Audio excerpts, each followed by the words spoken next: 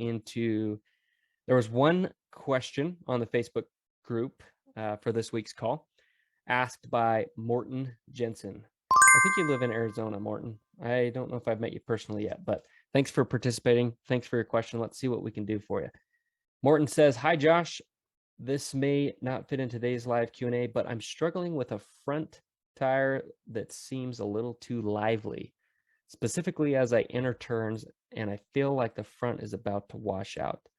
Along with the attack stance, do I also need to push down on the bars to get more weight on the front tire, or perhaps slight front brake to achieve the same?" It's a good question, Morton, and that's kind of a tricky it's a tricky thing to really solve, and there's kind of a tug of war between a couple of different things. But essentially, if you're feeling a little bit of what you describe as kind of well, you described it as feeling too lively in the corners, specifically as I enter turns, and I feel like the front is about to wash out. So what I usually experience with the front end is anytime you're in a corner, particularly a rut. We'll start with a rut first. There's kind of two things that are going to happen that are going to upset your front end, or that you kind of don't want to happen with the front end inside a rut. One is your inside knobbies start to grab the inside of the dirt, and they start to kind of tug you down. The other is that your tire starts to climb out of the rut. And both of those are really solved by trying to get a little bit more weight onto the front end. So what I would try, Morton, is I would try experimenting with all of the different methods to get more weight onto the front end. And I would start first with body techniques and the timing of adjusting your body weight before you really go into adjusting your bike setup. The things that I would practice first are, the first thing that comes to mind is the transition from standing to sitting. We talk about this in the corner video, 15 tips for corners.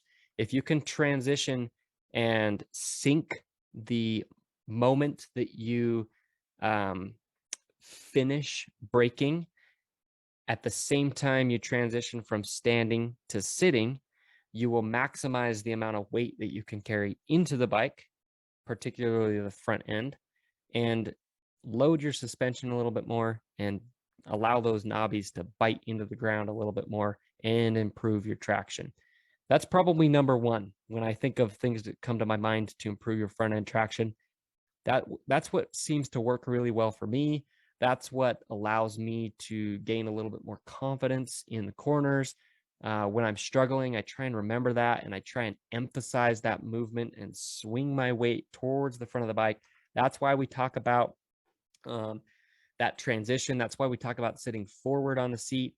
Then once you've kind of developed that muscle memory and it's just totally natural, and every time you brake, you're back here, and then when you're done braking, you swing that weight forward and throw it into the front of the bike.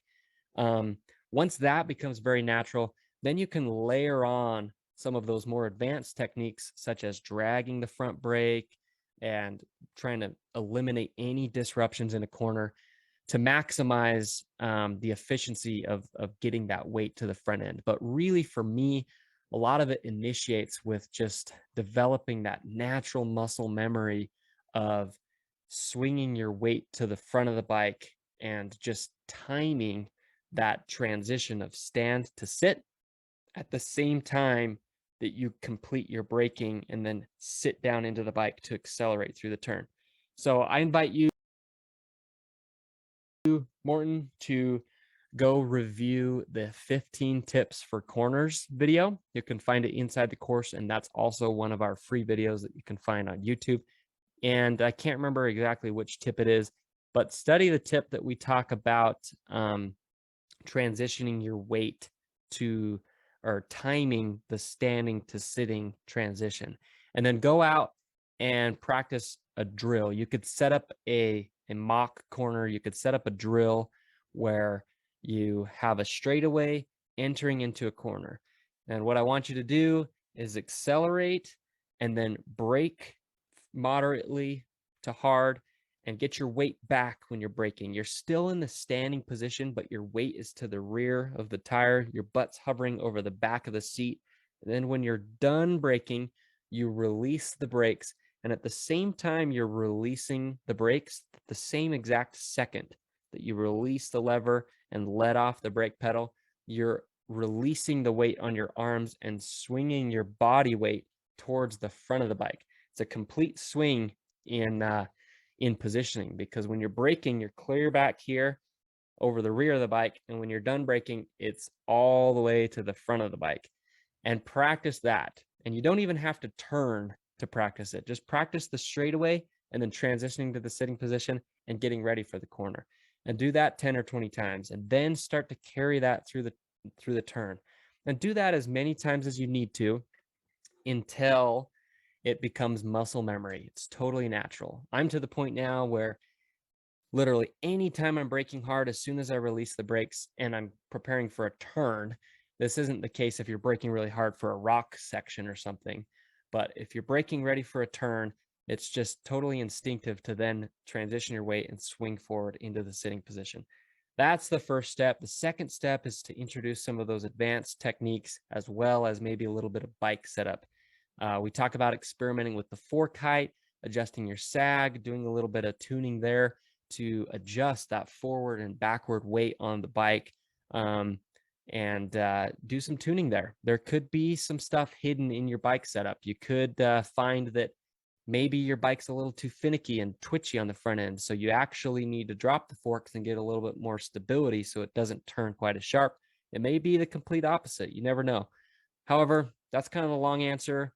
I would simplify it down into stage one, doing the drills on that standing to sitting transition, and then two would be kind of the advanced techniques as well as bike setup. So, sweet.